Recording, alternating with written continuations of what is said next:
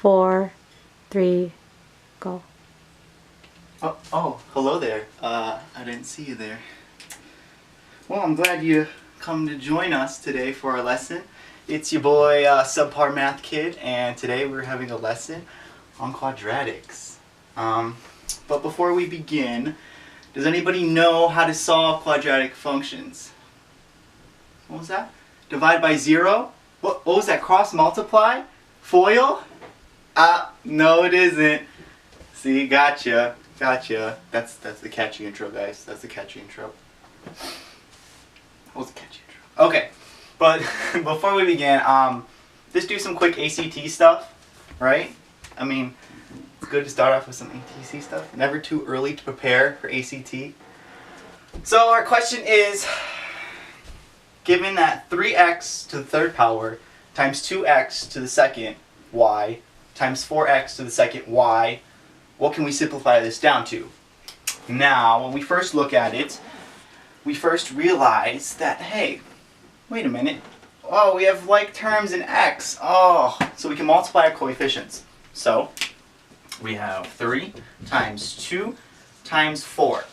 Now, if we group, we get 6 times 4. Bring that down.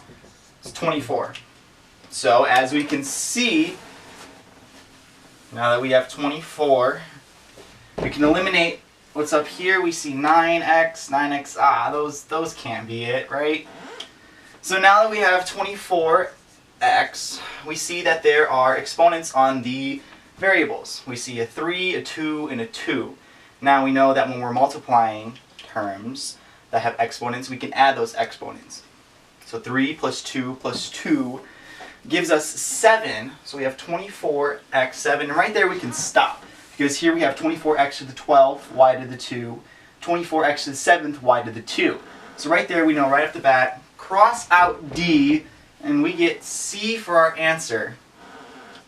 Pretty sweet, pretty sweet. Alright, so now that we've taken care of our ACT question, warmed up a little bit, let's focus more on quadratics. Now, some key things to know about quadratics is that it's a part of the conic section, and I'll try to demonstrate this as best I can. Let's take this cone, for instance, and let's draw a parallel line. Oh, that's not real parallel, now is it? If we draw a parallel line to this side right here, we notice that, hey, wait a minute.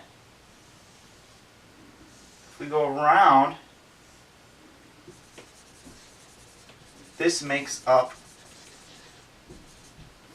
parabola. And you might not be able to see it. Hold on. See if I can redraw where it shows.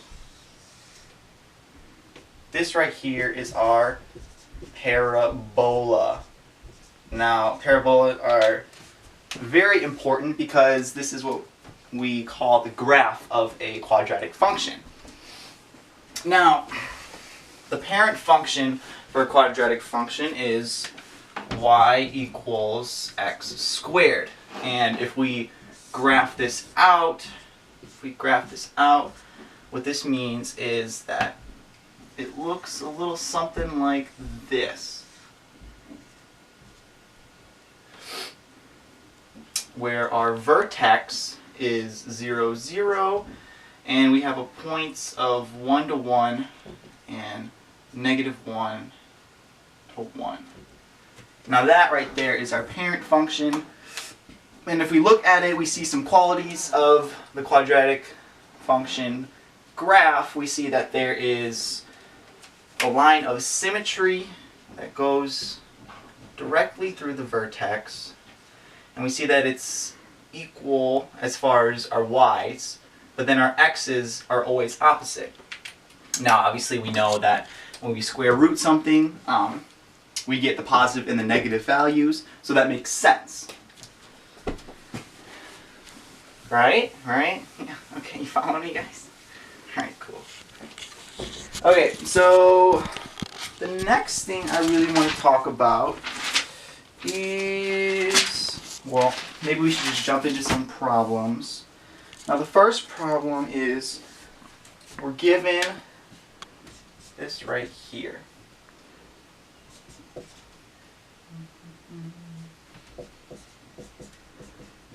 So we're given y equals x squared minus 6x plus 9. And we have a couple sub-questions. First one being find the axis of symmetry from this quadratic function in standard form. Now, personally, I feel it's easiest when we use the formulas that we were given. So first we want to identify our a, b, and c values. Obviously our coefficient on our a is 1. Our b is -6, and our c is 9. So now that we have that, we can use the, sorry, give me a second, this bad boy right here. H equals -b over 2a. Now, this is basically giving us our h value for our vertex form.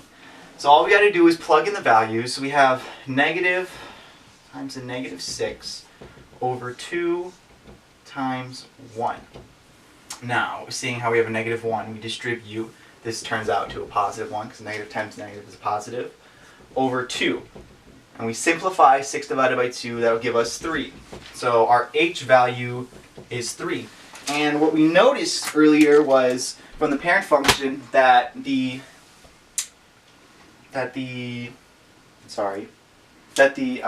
line of symmetry comes down and it passes through the vertex. So what does this mean? This means that the line of symmetry is equal to the x-coordinate of our vertex. So our question was, what was the equation of the line of symmetry? And the simple answer through the formula is x equals 3. Now that is the first answer to the first question.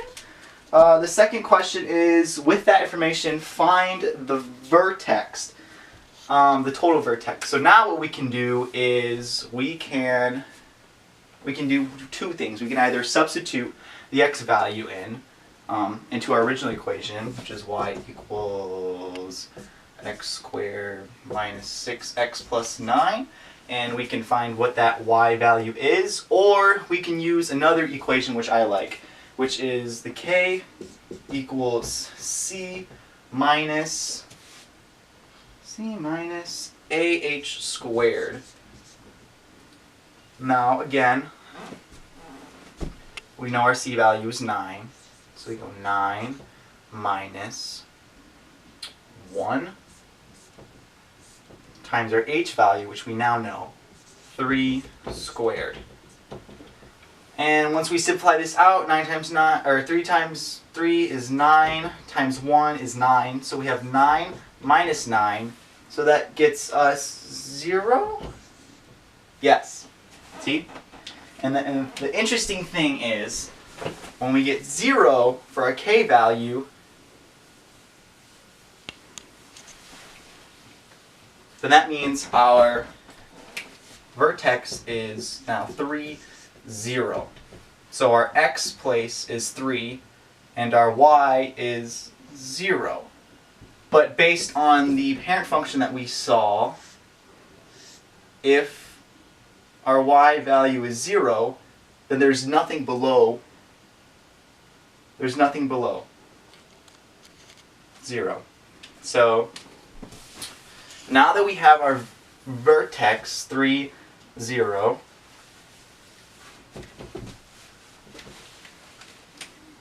vertex equals 3, 0. Our third question is find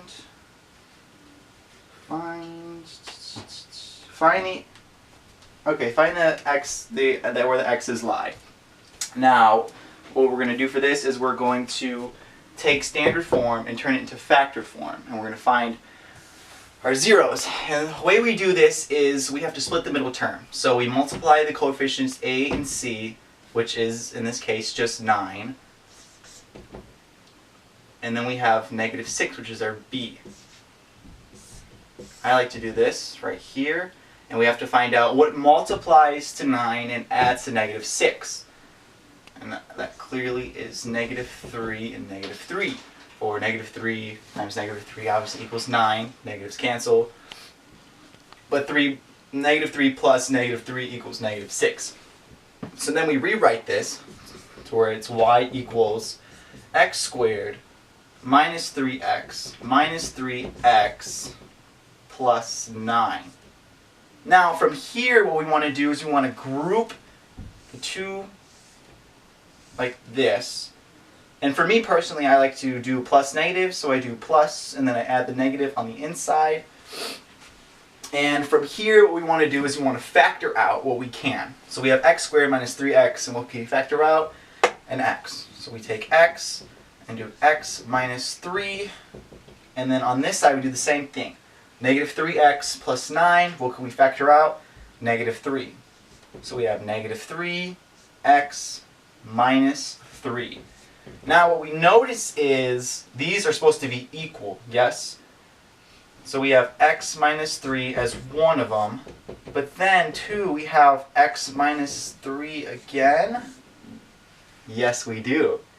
What this tells us is this root is essentially a double root.